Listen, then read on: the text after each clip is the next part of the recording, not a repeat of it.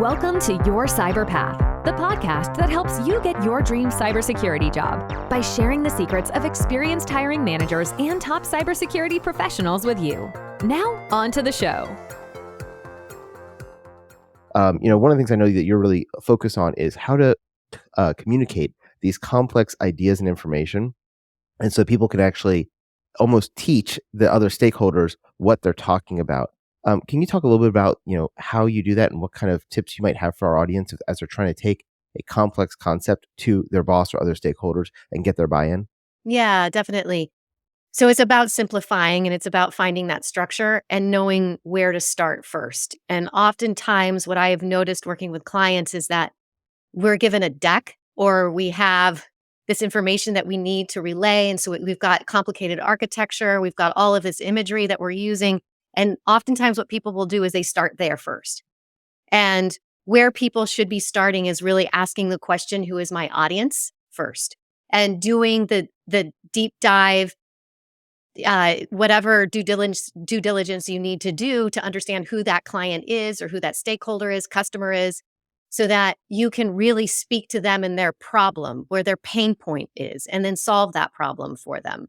Then once you've established that and you know exactly what it is that their needs are, then you think about, what is my objective? What is my end in mind for this presentation? What do they need to leave doing differently, thinking differently, or feeling?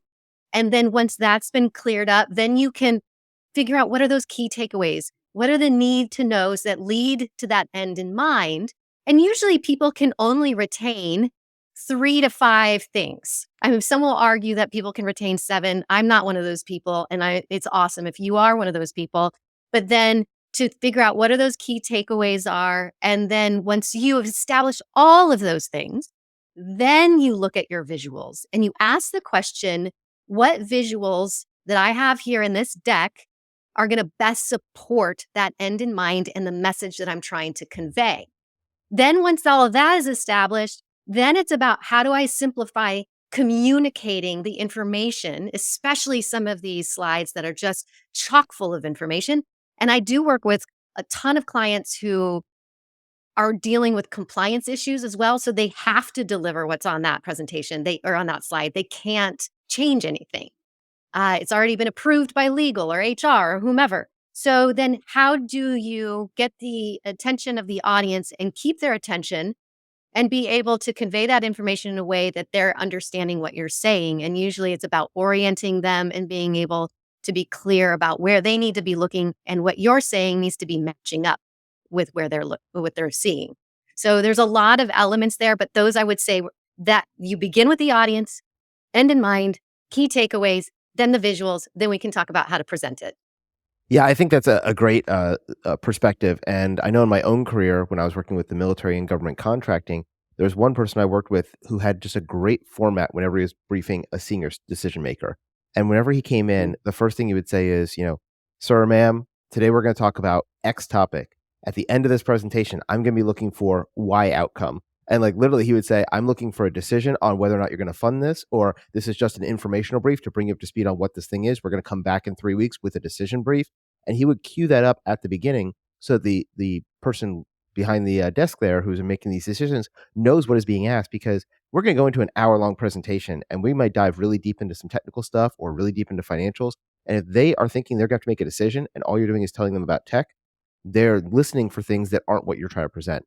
On the other hand, if you're saying, I want a decision, I need you to make a decision on whether or not we're going to spend $1 or $2 million, they're going to be really focused in on the finances. And knowing that up front helps them, as they're going through the presentation, to take notes and ask the right questions. Then the next thing he would do is say, okay, so in this presentation, we're going to talk about this. This is the outcome I'm looking for. Now, here are the 3 big things we're going to cover. We're going to cover A, B, and C. And then he'll go, okay, first we'll talk about A. And he goes on for 10 or 15 minutes on A, goes to B, goes to C. And then he goes, so now in summary, we talked about A, B, and C. And now I need your decision on X that I told you up front.